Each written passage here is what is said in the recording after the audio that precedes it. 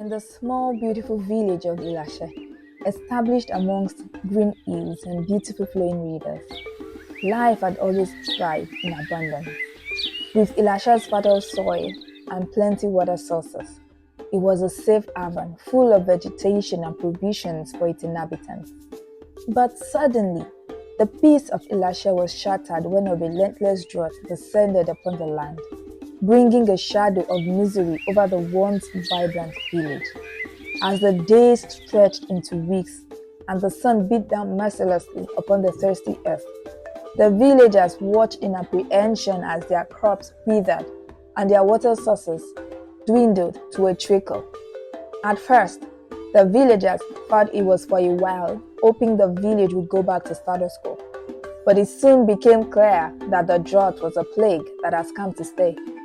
The once beautifully green landscape began to transform into a barren wasteland, and the once bountiful harvest became a distant memory. Ilashe people now suffered under the relentless sun. Even Ibara, the mother river of Ilashe, that always overflowed with life and flowed with the purest water, now lay empty and almost barren, as it could only feed very few people water on a daily basis before it dries up. Desperation drove the villagers to venture further and further from their homes in search of water, their journeys becoming long and arduous as they sought to quench the thirst of their parched fields. Each day brought new hardships as they lamented the loss of their livelihoods and the struggle to find water.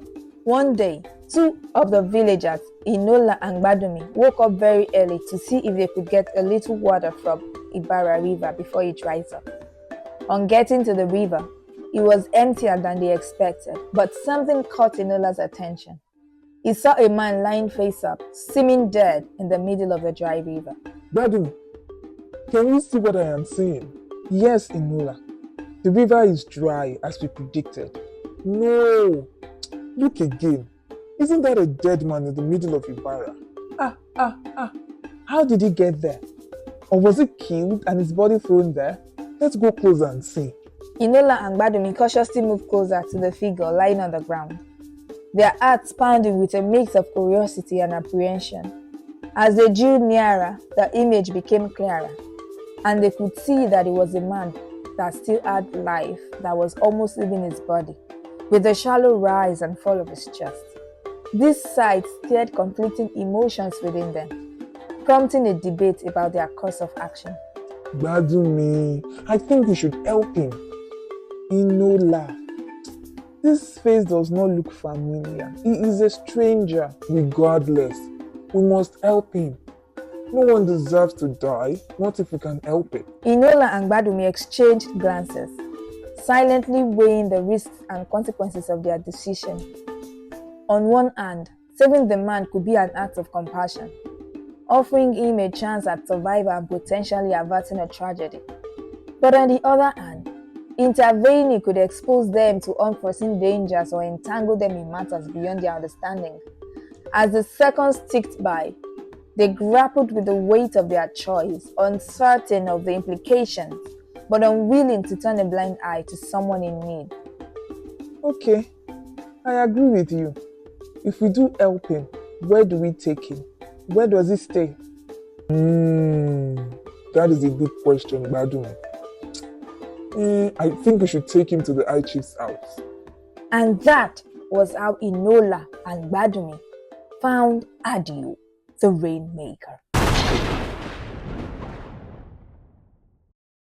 After Adio had recovered, the High Chief welcomed him warmly, his expression shifting from concern to relief as he saw Adio's health seeming better than when he was brought in. With a gentle smile, he approached Adio and engaged him in a brief conversation, first expressing gratitude for his recovery and then asking about who he is. Hello, young man. I am happy that you are indeed better than what you looked like when they brought you here yesterday. What is your name? My name is Adio. Are you from this village? No, sir. I thought as much. Which village did you come from?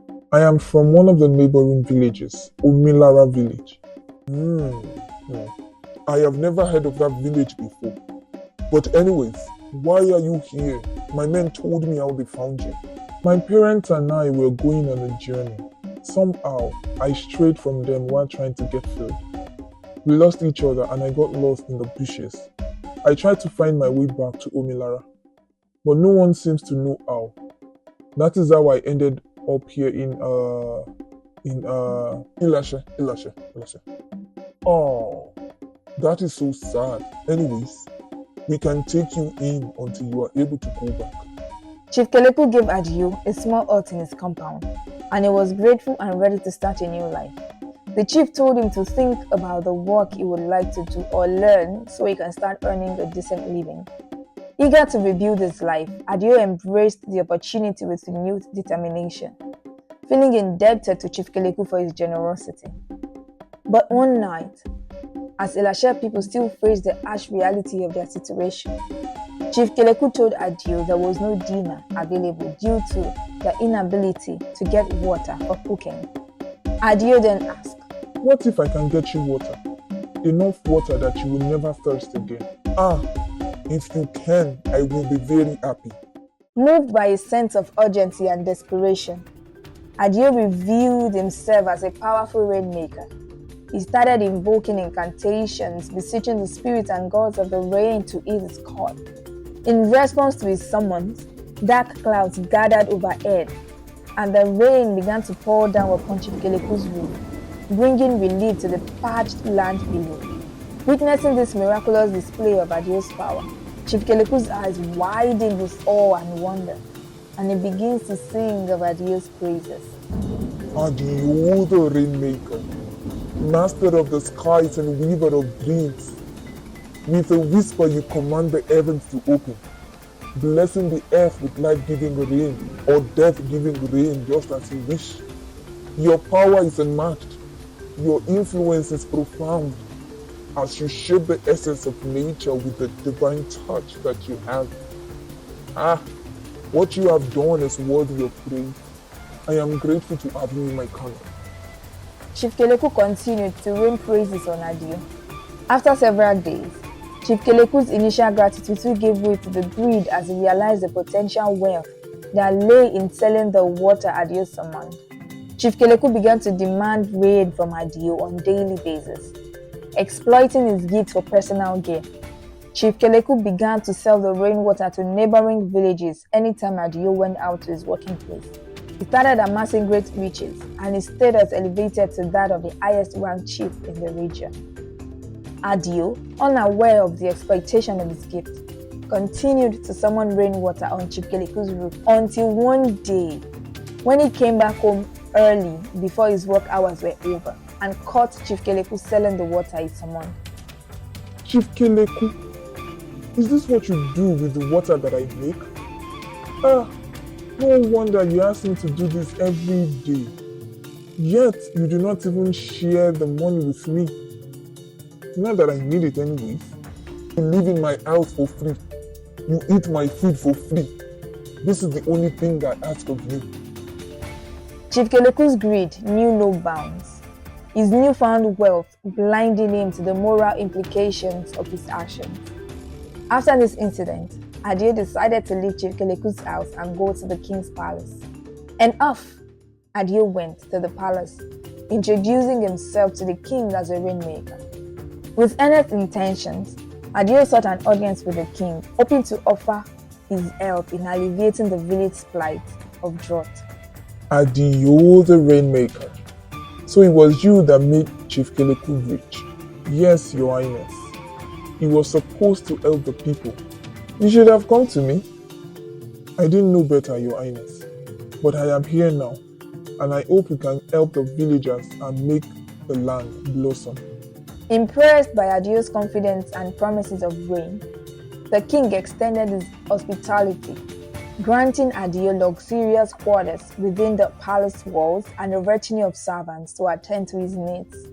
As promised, Adio the Rainmaker started to cause rain to fall at the palace and its surroundings at the request of the king. The king's fame spread like wildfire throughout the village, his name becoming synonymous with hope and relief. However, as time passed, Adio noticed a troubling change in the king's behavior. The once noble ruler began to emulate the greedy practices of Chief Keleku, exploiting the villagers by selling the precious water to the neighboring communities for exorbitant prices. Oba Aderomu would give the villagers access to half of the rainwater and sell the other half. His possessions multiplied, making him the envy of all surrounding kings.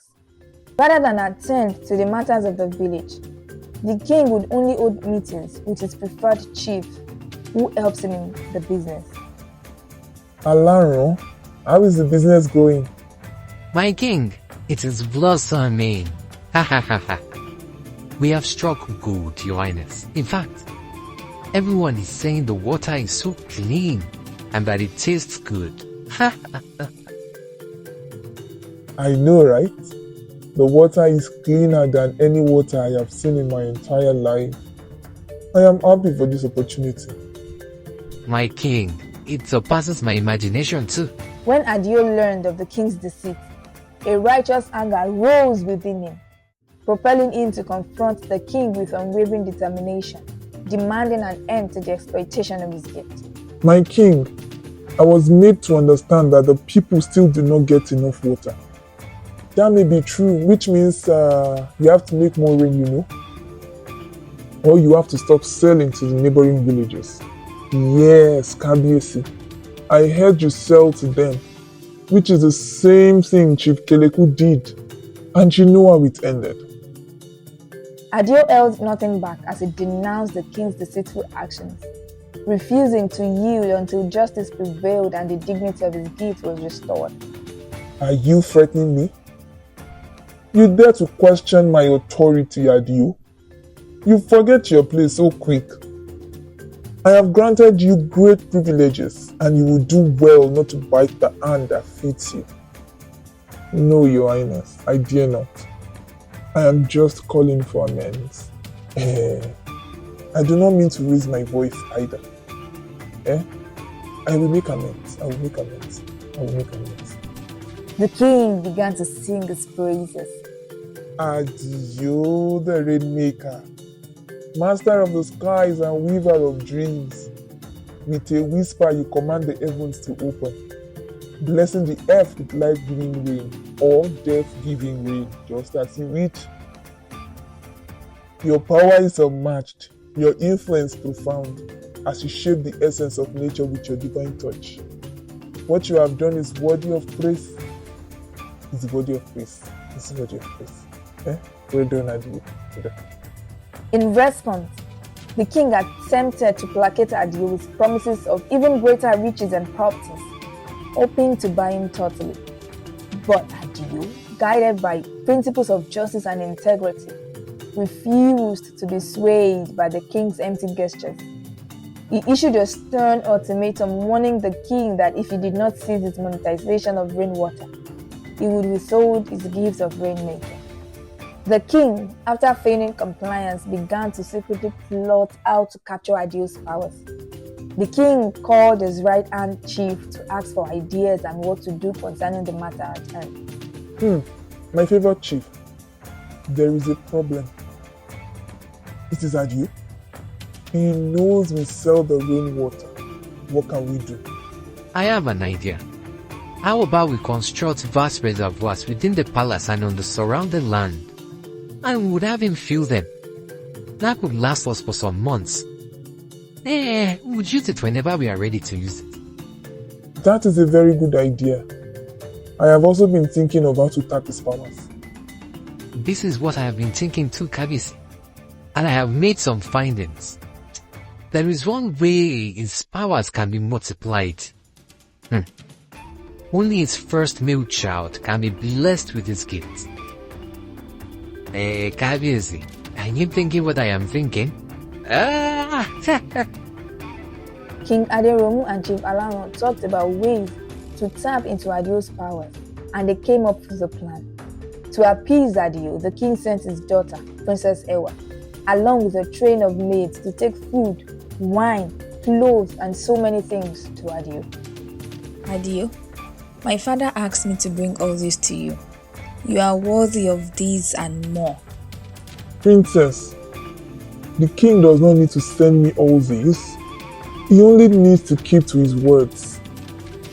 Princess Ewa, who was on a mission, failed to agree with Adio that her father was wrong. She offered him food and palm wine and made sure he got drunk.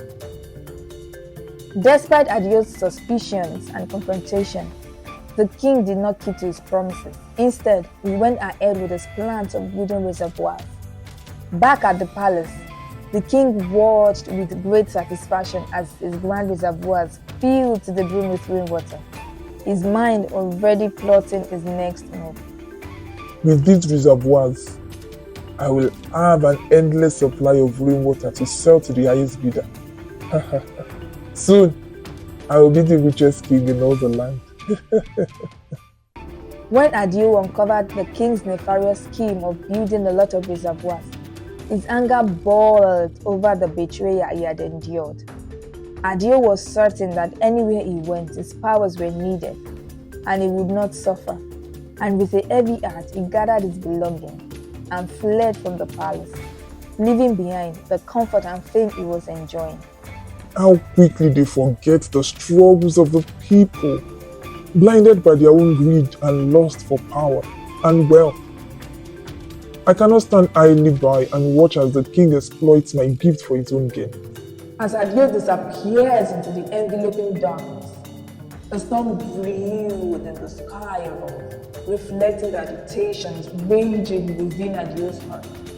The rumble of thunder echoed through the night, a testament to Adio's boiling hunger and frustration at the betrayal from the king.